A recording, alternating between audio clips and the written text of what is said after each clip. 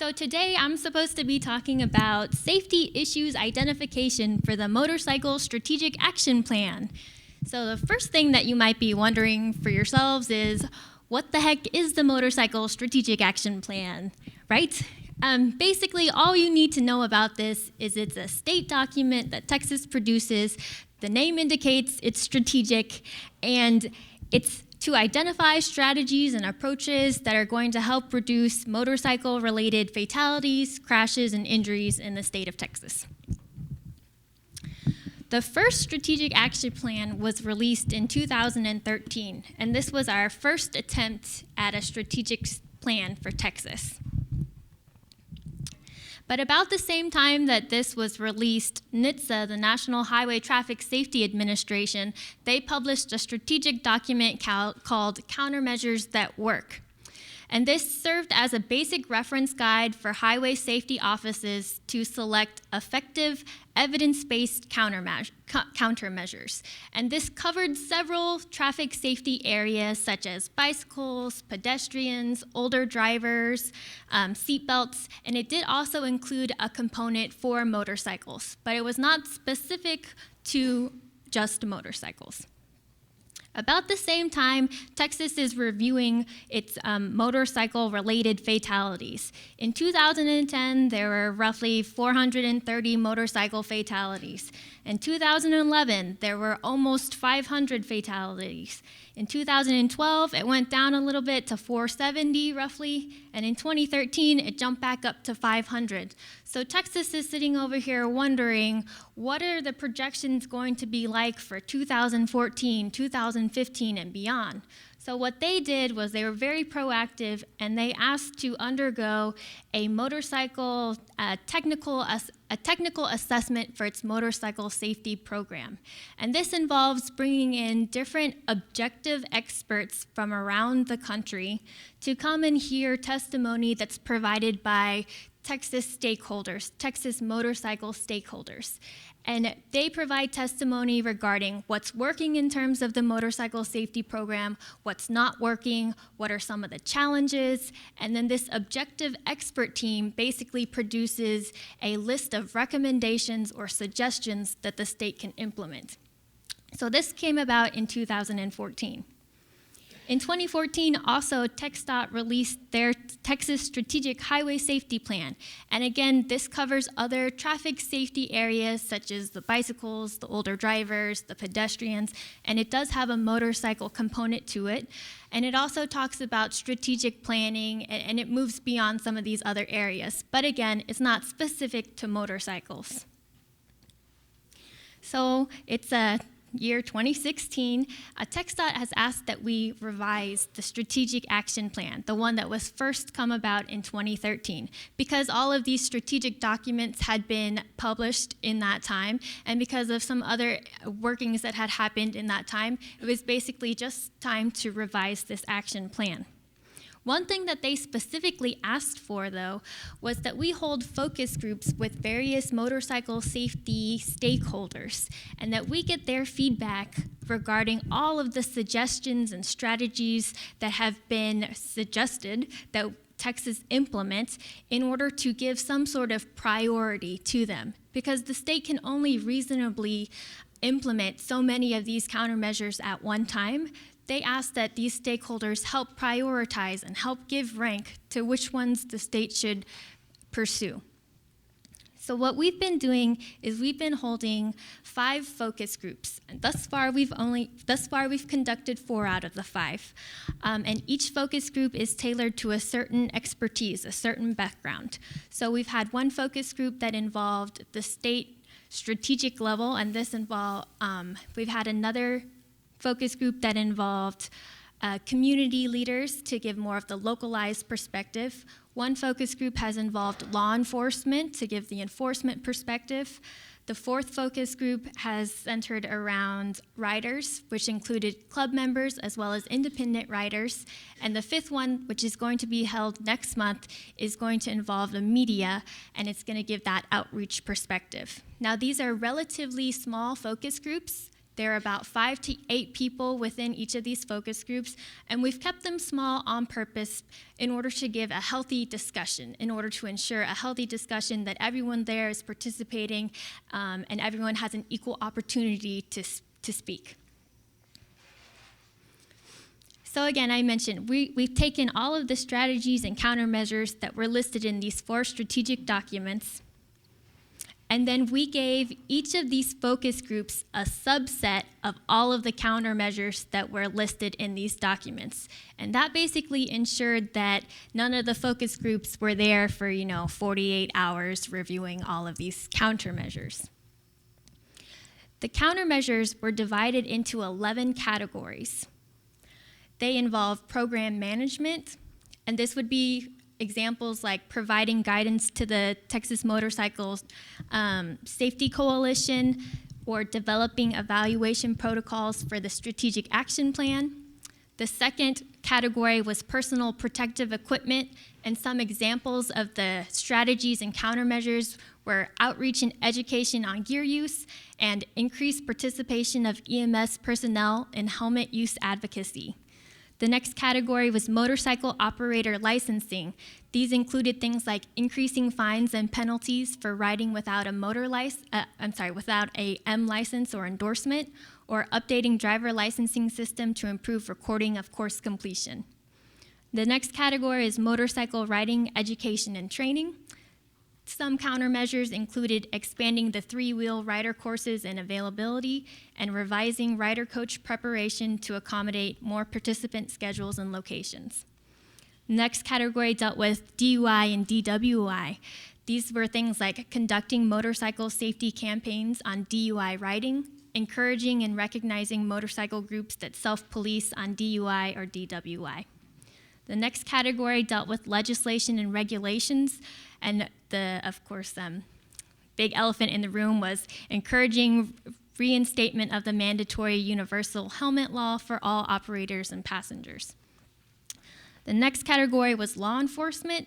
Some of the countermeasures that they evaluated were incorporating motorcycle-specific messages into current enforcement activities, or to develop data-driven countermeasures and implement selective enforcement where fatal and serious injury motorcycle crashes occur. The next one was highway engineering. This included countermeasures or strategies such as encouraging the use of motorcycle-specific warning signs in construction areas or other areas that would other areas where the road conditions were variable, and to develop an awareness presentation for state highway and local engineers to make them aware of how road conditions could impact motorcycle operation. The next category dealt with motorcycle rider conspicuity and motorcycle awareness. This involved things like communicating to motorcyclists the responsibility they have in preventing multi-vehicle crashes, such as to not speed, to not drink and ride, proper lane positioning. The next category deals with communications programs. Some examples of these countermeasures were building the Texas Motorcycle Safety Coalition's contact database to send information, updates, and safety messages, or to develop Texas-specific motorcycle safety materials addressing impaired riding, licensing, and rider training. And finally, the last category was program and evaluation and data. I didn't have a fun little photographic for that, so you have bluebonnets instead. This included things like conducting in-depth analysis of Texas motorcycle crash data and sharing and communicating effectiveness of strategies so other organizations can use them and adapt them. So that's the rundown of, you basically got 2 examples for each of the categories, and those are just to give you an idea of some of the things that were spoken about at these focus groups. What we have next, though, is we are asking you, what is being distributed to you all, is we're asking you to participate in a research component. We've talked about that we met with these focus groups already, and they've already given us some preliminary prioritization of these safety countermeasures. What we have done is we've taken the top-ranked countermeasure in each of the 11 categories and given you this questionnaire. Now you might see that I told you there are 11 categories, and we're asking you to rank them 1 to 14. There are actually 14 countermeasures listed because in some of the focus groups there was so much discussion and so much debate that there was so much focus and so much discussion and debate that there was not a hard consensus about which one should be prioritized over the other ones. So you actually have 14 countermeasures. If you would like to participate, we ask that you review the information sheet that has been handed to you that just goes over some of the expectations and what it is that we're asking you to do if you're voluntarily consenting to participate in this questionnaire. The information sheet basically explains to you, that we have it there for you because we're not, like kidnapping you and holding you to and forcing you to complete this questionnaire. Again, I'm just emphasizing it's completely voluntary. But as Mike was saying, this is your opportunity to provide feedback, to have a direct impact, and to give direction to the state of Texas in what kinds of countermeasures they should be prioritizing. So we're asking you to take the survey that looks like this, and you have 2 pages. And if you stack it one on top of the other, you'll be able to see all 14 countermeasures.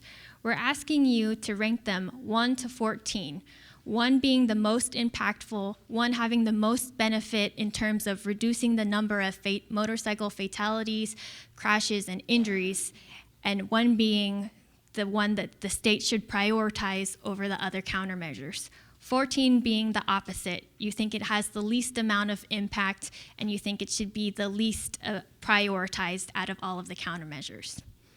Then for your top 5, we're asking you to just give a little bit of additional detail. We're asking you to rank it in terms of effectiveness, which is the second column. You give it a 1 star, means, yeah, it's worth pursuing, but you're not sure that it'll have the greatest impact. And 3 stars being, yes, this is the end-all be-all that we believe is going to have the most impact. So 1 star, not that effective. 3 stars, very great effectiveness. The third column here is we're asking you to estimate costs. We're not asking you to give us a specific number because we know that's quite difficult. But if you can give us a $sign, as in $1 is fairly cheap, fairly affordable to implement, and $3 signs, meaning that's the most expensive. That's the most expensive and would countermeasure to implement. The fourth column here is time. Give us a range. Less than 1 year to implement, 2 to 3 years to implement, 5 years, 10 years, whatever you think is appropriate. I lost count. The fifth column here is lead organization. Who do you believe in your mind would be the organization that you would assign responsibility to spearhead or lead the effort of this countermeasure? And then the last column is what kind of milestones would you associate with the successful implementation of that countermeasure? It could either be measures that you need to meet in order to be successful, sorry, I hope that made sense. Did that make sense? So basically, we're asking you to rank all of the countermeasures, 1 to 14, and then for your top 5, to please just give additional detail. And again, this is completely voluntary, but it is an opportunity to make an impact and to give feedback and input into the direction of what countermeasures should be pursued in the state. So if there's any questions along the way, I'm happy to answer them. We did have a thought that, what if there's a countermeasure on here, or what if we've come up with a countermeasure or a strategy that's not listed on the sheet? Well, there's a possibility that it's already been discussed about in one of the focus groups. So what we're asking you to do is, if you do have a suggestion, go ahead and just rank the 1 to 14 for the countermeasures that are listed. But then on the back of the paper,